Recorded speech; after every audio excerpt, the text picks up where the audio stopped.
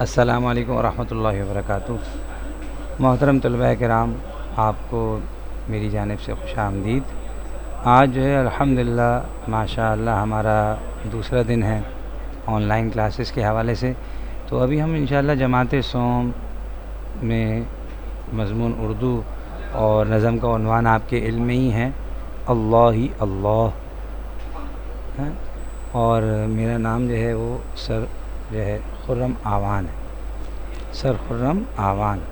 اچھا بیٹا، ابھی ہم نیکسٹ سلائیڈ میں یہ جو ہم نے کل نظم پڑھی تھی، صفحہ نمبر 1 پہ نیچے جو ہے آپ نے ملاحظہ فرمایا تھا کہ بیٹا چند الفاظ لکھے ہوئے تھے جو کہ تقریباً 9 کے قریب ہے، لیکن میں نے ان 2 کو تقسیم کر کے 10 کر دیا ہے، نور اور نار کو۔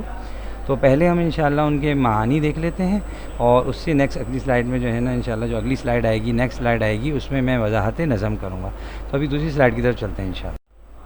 جی محترم طلباء کرام، آپ جو ہے اپنی اسکرین پہ ملاحظہ فرما رہے ہیں کہ 10 الفاظ لکھے ہوئے ہیں جو کہ آپ کی کتاب میں، درسی کتاب میں صفحہ نمبر 1 پہ موجود ہیں۔ اچھا، ان کے جو معانی ہیں وہ جنہوں نے یہ کتاب مرتب کی ہے، اللہ پاک انہیں جزائے خیر عطا فرمائے، انہوں نے صفحہ نمبر 103 سے لے کے 107 تک جو ہے یہ تمام الفاظ کے معانی موجود ہیں، جو اس کتاب میں جتنے بھی اسباق ہیں، جتنی بھی نظمیں ہیں، اور نظم حمد جس کا عنوان اللہ ہی اللہ ہے، اس کے اس کے اہم الفاظ کے معانی صفحہ نمبر 103 پر جو ہے نا یہاں پر موجود ہیں۔ اچھا بیٹا، سب سے پہلے جو لفظ ہم اسکرین پہ دیکھ رہے ہیں، پہلے ہم ان کے معانی دیکھ لیتے ہیں، مطلب دیکھ لیتے ہیں۔ جب ہمیں نئے الفاظ کا اور مشکل الفاظ کے معانی معلوم ہوں گے تو وضاحت نظم آسان ہو جائے گی انشاءاللہ۔ اچھا، سب سے پہلے دیکھیے کومل، یہ نظم میں استعمال ہوا لفظ، اس کے معنی ہیں نرم، جیسے کہتے ہیں نا انگلش میں سافٹ۔ کومل کے کیا معنی ہیں؟ نرم۔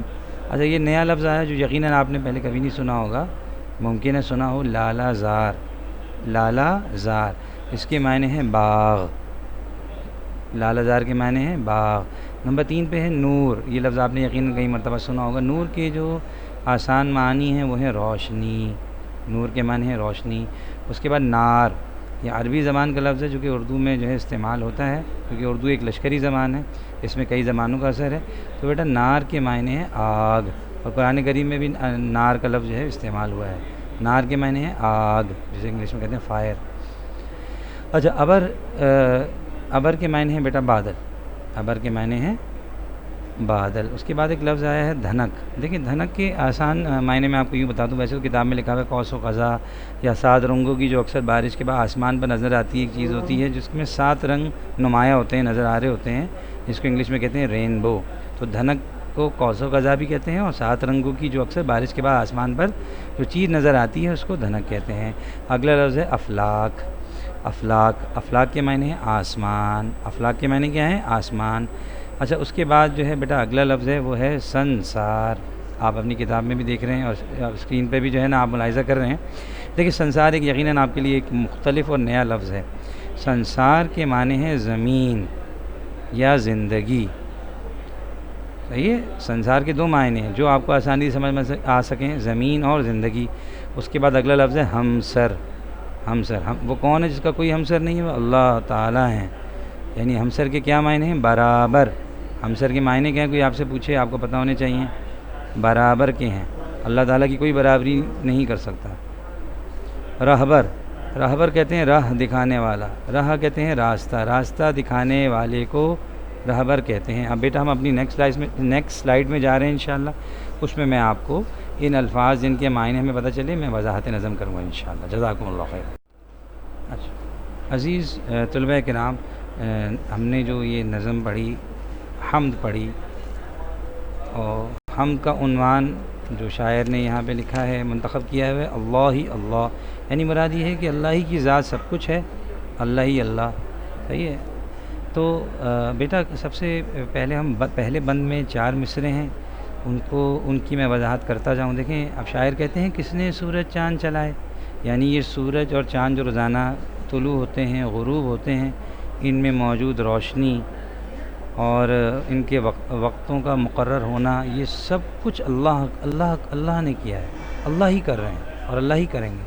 اللہ رب العزت نے سورج چاند کو بنایا ہے، اور یہ سورج چاند نکلنے میں، غروب ہونے میں، روشنی دینے میں، ان سے مختلف فائدے حاصل کرنے میں اللہ کے محتاج ہیں۔ اللہ رب العزت ان دونوں کے محتاج نہیں ہیں۔ اللہ پاک کسی بھی چیز کے محتاج نہیں ہے۔ آگے شاعر کہتے ہیں کس نے یہ دن رات بنائے۔ اب ہم یہ دیکھتے ہیں اللہ کی قدرت کی بہترین نشانیوں میں ہے کہ دن اور رات کا آنا ہے، دن کا آنا، رات کا آنا، یہ اللہ کی قدرت کی نشانیاں ہیں۔ اور آپ کو ایک عجیب بات بتاتا چلوں کہ دنیا میں کچھ چند ایسے ممالک ہیں جہاں 6 مہینے دن رہتا ہے۔ اتنی حیرت کی بات ہے، آپ اس کو سرچ کریں، معلوم کریں، اور 6 مہینے ایسے ہیں کہ وہاں 6 مہینے صرف اور صرف رات رہتی ہے۔ اب لوگ جو ہے اپنی ٹائمنگ کے مطابق اپنی جو ہے نا وہ زندگی کی ترتیب کو مرتب کرتے ہیں۔ ہاں، کیسی عجیب قدرت ہے۔ کچھ ایسے ملک بھی ہیں جہاں 22 گھنٹے کا دن ہوتا ہے، 23 گھنٹے کا دن ہوتا ہے، 22.5 گھنٹے کا دن ہوتا ہے، صرف چند گھنٹوں کے لیے رات ہوتی ہے۔ عجیب و غریب معاملات ہیں۔ ان سب سے ہمیں یہ پتہ چلتا ہے کہ سب کچھ کرنے والے اللہ ہیں۔ آگے شاعر کہتے ہیں نیلے پیلے لال گلابی کومل کومل سے، یعنی ایک تو رنگوں کا ذکر کیا کہ اللہ رب العزت نے جو ہے نا مختلف رنگوں کے پھول بنائے، پیارے پیارے نیلے پیلے لال گلابی، اس کے علاوہ بھی مختلف رنگ ہوتے ہیں۔ اور کومل کومل سے یعنی وہ پھول جو ہے نا بڑے نرم سے ہوتے ہیں، جیسے کانٹا دیکھیں کتنا اس میں چبھن ہوتی ہے، کتنا سخت ہوتا ہے، لیکن پھول جو ہے نا وہ پتوں کے مقابلے میں بھی انتہائی نرم ہوتے ہیں، جن سے ہے جن کی خوشبو سے ہم فائدہ اٹھاتے ہیں، اور ان کی اور جو ہے نا ان پھولوں کے ذریعے سے جو ہے نا مختلف عطر تیار کیا جاتے ہیں، خوشبوئیں تیار کی جاتی ہیں۔ اچھا، کس نے ہر سو پھول کھلائے؟ میرے اللہ نے۔ یہ جو ہم دیکھتے ہیں دنیا بھر میں جتنے پھول کھلے ہوئے ہیں، آئندہ کھلیں گے، یہ سب اللہ نے اپنی قدرت سے اگائے ہیں۔ اللہ پاک کسی کی محنت کے، بارش کے محتاج نہیں ہے۔ اگلے بند کی طرف آتے ہیں۔ کون ہے لالہ زار کا خالق؟ لالہ زار کے معنی گزر چکے۔ باغ کو کہتے ہیں ہرسو، کہتے ہیں ہر طرف، جو پہلے لفظ گزرا اس کے معنی میں بتانا رہ گیا، ہرسو کہتے ہیں ہر طرف۔ اچھا، لالہ زار کہتے ہیں باغ کو، اور خالق کہتے ہیں تخلیق کرنے والے کو۔ تو یہ جتنے بھی باغ جو ہیں نا وہ پھولوں سے بھرے ہوئے ہیں، پھلوں سے بھرے ہوئے ہیں، ان سب کو اللہ نے جو ہے نا وہ بنایا ہے۔ یہ اللہ پاک کی مرضی سے یہ قائم ہے، پھولوں کے اندر خوشبو موجود ہونا اور سبزے کا موجود ہونا۔ آگے کیا ہے، کون ہے نور و نار کا خالق؟ دیکھیں، نور کہتے ہیں روشنی کو، نار کہتے ہیں آگ کو، ان کو بنایا اللہ نے۔ اور یہ جو روشنی سورج سے مل رہی ہے، چاند سے مل رہی ہے، اور جو ایک مصنوعی روشنی ہے جس کو انسانوں کے ذریعے سے اللہ پاک نے بنوایا ہے، تو یہ سب جو ہے اللہ کے حکم سے ہو رہا ہے۔ اچھا، نار کسے کہتے ہیں؟ آگ کو بھی اللہ نے بنایا ہے، اس میں جلانے کی صفت بھی اللہ نے رکھی ہے۔ اب آگ تب جلائے گی جب اللہ کا حکم ہوگا، آگ اللہ کا حکم نہ تو نہیں چل سکتی۔ اچھا، ابر دھنک افلاک ستارے کس کی ہیں؟ یہ دین، یہ دین ہے لفظ، دین نہیں ہے، دین، یعنی کس کی عطا کرتا ہے؟ ابر بادل کو کہتے ہیں، دھنک کہتے ہیں وہ 7 رنگوں کی چیز جو بارش کے بعد آسمان پہ نظر آتی ہے۔ افلاک کہتے ہیں ستارے، اور افلاک کہتے ہیں آسمان کو، اور ستارے تاروں کو بھی کہتے ہیں بیٹا۔ تو یہ سب چیزیں جو ہیں دیکھ کے ہمیں اللہ کی قدرت جو ہے پتہ چلتی ہے، ہم اللہ کو پہچان سکتے ہیں، ہم اللہ کا تعلق حاصل کر سکتے ہیں، اور ان باتوں کو بول کے اللہ کی بڑائی عظمت کو اپنے دلوں میں اور دوسروں کے دلوں میں اللہ کی بڑائی عظمت کو بٹانے کی محنت کر سکتے ہیں۔ آگے بڑھتے ہیں۔ کون ہے اس سنسار کا خالق؟ سنسار کہتے ہیں زندگی کو، زمین کو، یہ سب چیزیں زمین کے اوپر ہے نا، صحیح ہے، ساری جو دنیا کا نظام چل رہا ہے زمین کے اوپر چل رہا ہے، اوپر آسمان کے اوپر الگ معاملات ہیں۔ تو اس سنسار کا خالق، اس زمین کا خالق، اس زندگی کا بنانے والا اللہ ہے، موت دینے والا اللہ ہے۔ آخری بند کی طرف آتے ہیں۔ شاعر کہتے ہیں کس کا نہیں ہے کوئی ہم سب، یعنی اللہ کا کوئی ہے جو اللہ کی برابری کر سکے؟ اللہ کی ذات اور اس کی صفات کی کوئی بھی نہیں ہے، نہ تھا، نہ ہے، نہ ہوگا۔ اللہ سب سے بڑے ہیں، اللہ اکبر۔ اچھا، کس کا نہیں ہے کوئی رہبر؟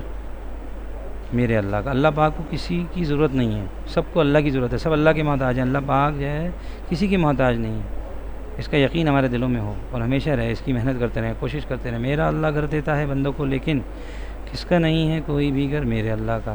بظاہر مقصد ہے کہ رہنے کے لیے اللہ کو کسی گھر کی ضرورت نہیں ہے۔